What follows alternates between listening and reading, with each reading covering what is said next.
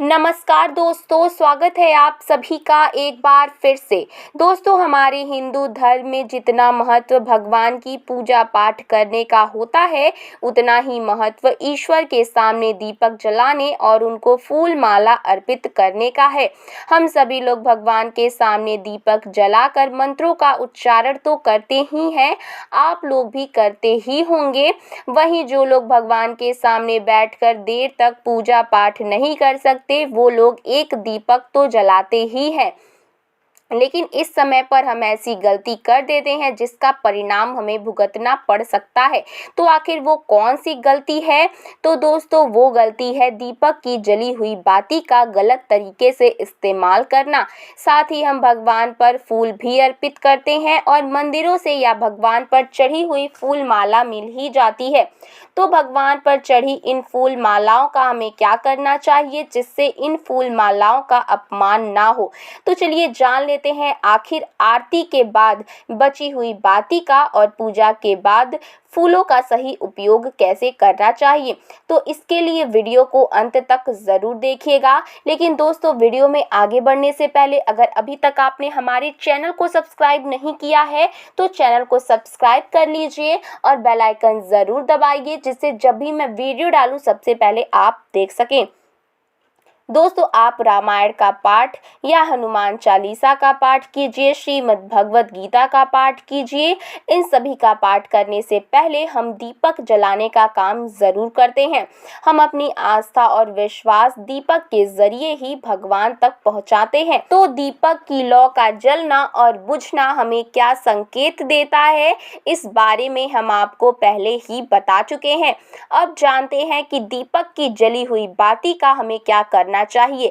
अक्सर क्या होता है, हम अपने घर में जो दीपक जलाते हैं उसकी बची हुई बाती को हम एक साथ रख देते हैं और हफ्ते महीने बाद जब हम किसी पवित्र जगह पर जाते हैं या पवित्र नदी के आसपास जाते हैं तो उसकी पोटली बनाकर हम उसे नदी में प्रवाहित कर देते हैं।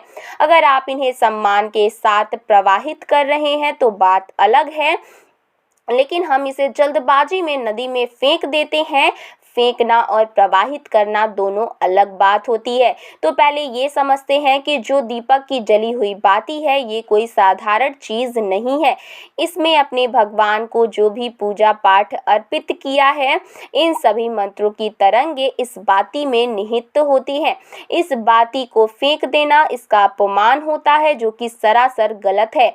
आप जली हुई बाती से चमत्कार कर सकते हैं, तो जो आपकी सोई हुई किस्मत होगी वो जाग सकती है और आपके जीवन को पूरा बदल सकती है। बस आपको सही तरीका आना चाहिए। तो दोस्तों, अपने दीपक को जलाने के बाद भगवान के सामने जितने भी मंत्रों का उच्चारण किया है, भगवान का नाम जप किया है, जितनी भी पूजा अर्चना की है, सभी की शक्तियां इस दीपक के माध्यम से भगवान तक पहुंचती है।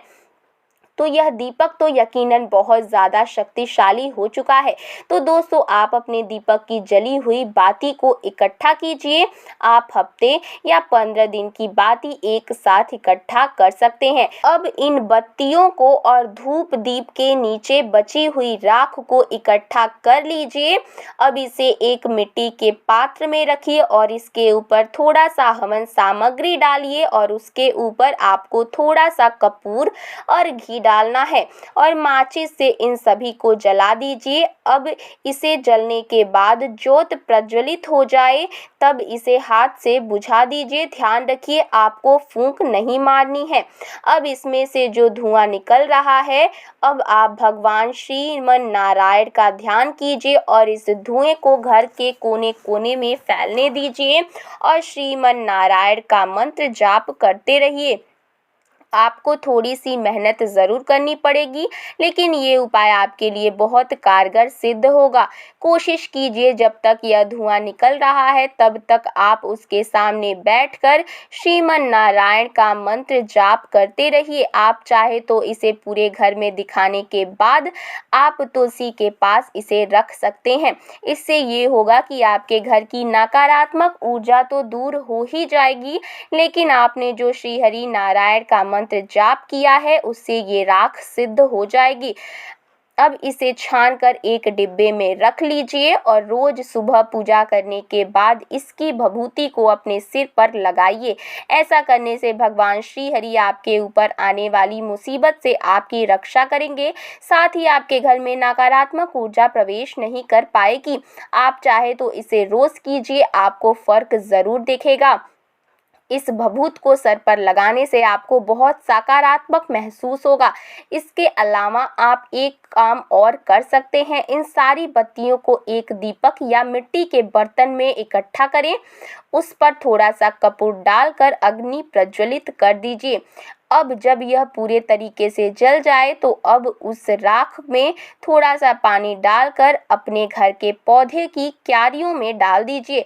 दोस्तों, अगर आप इतनी मेहनत नहीं करना चाहते हैं तो तुलसी की क्यारी में इस राख को डाल दीजिए। इससे न केवल आप इन बत्तियों का अपमान होने से बचा पाएंगे बल्कि आपके घर की मिट्टी भी साफ हो जाएगी। साथ ही आपको मंदिर से मिले हुए फूल मालाओं का इस्तेमाल करना भी बता देते हैं। आप चाहे अपने घर के मंदिर में भगवान को फूल अर्पित करते हैं, चाहे आपको मंदिर से फूल या माला आशीर्वाद के तौर पर मिले, आपको इसे कभी भी नदी में नहीं फेंकना चाहिए और कूड़ेदान में फेंक कर इनका अपमान बिल्कुल भी नहीं करना चाहिए। इससे एक तो आप नदी को अशुद्ध बनाते हैं और भारी मात्रा में ऐसा करने से जल प्रदूषण भी बढ़ता है। पानी में जब यह फूल माला बहुत अधिक लंबे समय तक पड़े रहते हैं तो ये सड़ भी जाते हैं।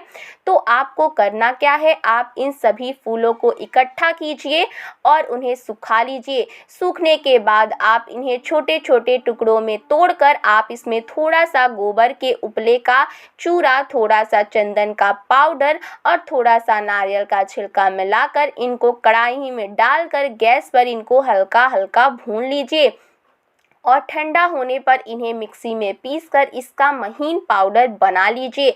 फिर आपको इस पाउडर को छानकर इसमें थोड़ा सा शहद और थोड़ा सा घी और लोबान गुलाब जल की मदद से इसे आटे की तरह गूंथ लीजिए और अपनी इच्छा के अनुसार छोटी छोटी बाती या गोल टिक्की बनाकर धूप में सुखा लीजिए। रोज अगर आप एक टिक्की को जलाकर इसका धुआं पूरे घर में दिखाते हैं तो इससे न केवल आपके घर का वातावरण शुद्ध होगा बल्कि इसकी खुशबू से आपके घर में सकारात्मक वातावरण का निर्माण होगा और इसके साथ ही भगवान के फूलों का अपमान होने से भी बच जाएगा।